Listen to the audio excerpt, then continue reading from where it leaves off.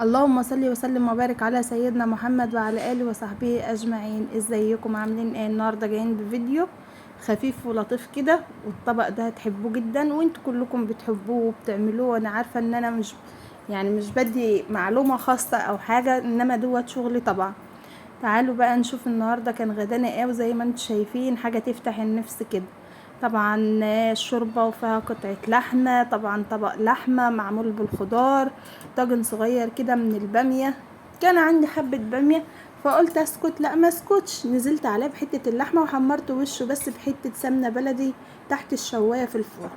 تعالوا بقى نشوف الطبق اللحمة اللي بالخضار عاملينه ازاي. طبعا مش خضار كتير، ده بصل وفلفل وطماطم، مفيش اكتر من كده. جبت طاسة او صينية او اي حاجة بتحبي تعملي فيها الطبق دوت، اعملي فيها حتى لو حلة ألمونيوم. تعالوا بقى، حطيت المادة الدهنية بتاعتي وحطيت معلقة سمنة بلدي، وكنت غاسلة اللحمة وحطها في المصفى تصفى كده وعصرة عليها ليمون. تمام. طبعا بتنزلي وانت سامعه صوت الطشطشه الحلوه ديت، انا بحب الصوت دوت جدا، وبنزل على نار عاليه على طول باللحم، ما بهديش النار خالص، لان انا عايزه الميه اللي تنزل على طول اللحمه تشربها عشان اقول لكم هنعمل ايه تاني. طبعا ما بقلبش في اللحمه الا بعد ما بتاخد صدمه او بتاخد لون من الجهه اللي هي نازله فيه، وبرجع اقلبها على لونها على الجهه التانية. تمام كده. نزلت بورق اللوري والحبهان وبفلفل اسمر ومعلقه من السبع بهارات. طبعا عملنا مع بعض قبل كده السبع بهارات. هتبقى بقى كده على نار عاليه زي ما انتم شايفين، تاخد وتدي كده بشكل ودي زي ما احنا متعودين. طبعا بديلها تقليبه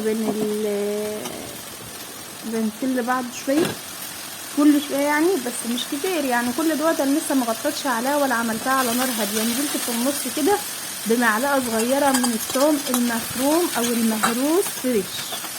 تمام. وقطعت بصلايه كده في الاول، لسه هنحط بصل ما تقلقوش، استنوا معايا كده اما نشوف الكاميرا رايحه بينا على فين. عدلنا الكاميرا ورجعنا تاني بعد البصلايه، بوريكم النار بقى. مش عارفه في ايه، بقول لك كده انا هديت النار وهسيبها مع البصلايه ديت على نار هادي. خلي بالك انا حاطه جنبي كنكه على النار او براد على النار، الميه تسخن فيه. تمام كده زي ما انت شايفه. بقولك شفتي الفقاقيع اللي بتطلع من الجنوب دي لونها اتغير بالبصله طبعا والتومه، وعايزه اقولك ان الريحه جميله جدا. الميه السخنه اللي قلتلك عليها وكنت حطاها على العين اللي جنب اللحمه، استخدمتها وحطيتها على اللحم بعد يعني قولي كوبايه ميه كده او كوبايه ونص ميه، عم حته اللحمه بتاعتك تتشربها وتستوي على نار هاديه كده، تشربها. وانزل عليها على طول بحبايه الطماطم اللي انا ضربها في الخلاط. ده لو كان حبايتين صغيرين، ولو عندك حبايه كبيره اضربها في الخلاط وصفيها كده على اللحم. وهنزل كمان بالفلفل الاخضر اللي مقطعاه، ولسه هحط بصل، استنوا. مسكت بصلايه بحته تومه من اللي انا هرسها في الهون، والفلفل قلبتهم ببعض كده مع نطرة فلفل اسمر، ونزلت عليها بقى وهغطي عليها واسيبها زي ما هي كده لحد ما نيجي نقلبها مع بعض. طبعا بتقعد بقولك هي على نار عالية عما تغلى اول غلوة، وبعد كده يهدى عليها النار تاني. تعالوا بقى نشوف الجمال والعظمة بتاعتنا. لسه ما قلبتهاش اهو، لسه اقلبها معاكم زي ما انا حاطه الفلفل والبصل وكله على وش اللحمه. كشفت معاكم الصينيه وهنقلبها مع بعض. طبعا اي طبق كباب حله دوت او اللحمه بالخضار دوت، ممكن لو عندك كيس بسله متفرز، اي نوع خضار متفرز وعايزه تضيفيه عليها في المرحله اللي هي بتاعه الفلفل الاخضر، بتضيفيه عليها وتسيبوهم يتسبكوا مع بعض ويستووا مع بعض. زي ما انت شايفه الصوص بتاعها جميل جدا، لسه عايزه تسيح شويه. تمام.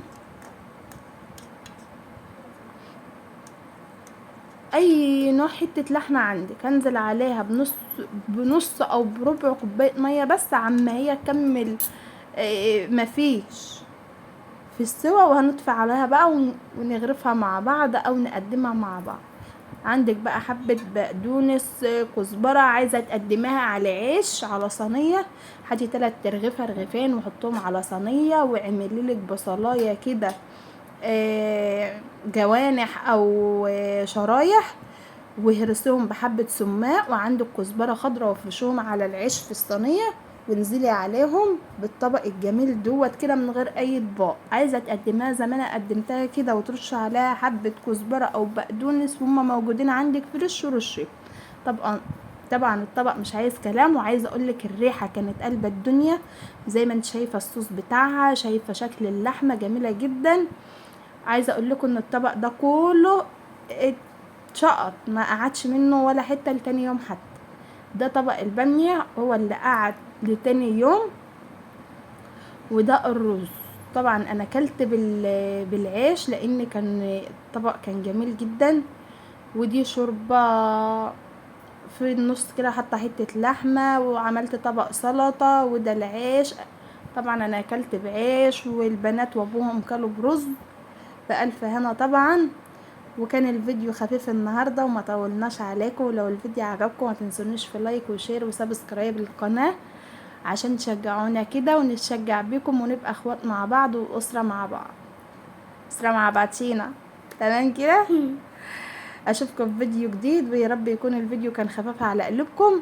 ما تنسونيش في اي تعليق، ولو حد بيعمل اللحمه باي طريقه غير اللي انا عملتها ما يبخلش عليا باي معلومه برضو. ومع السلامه.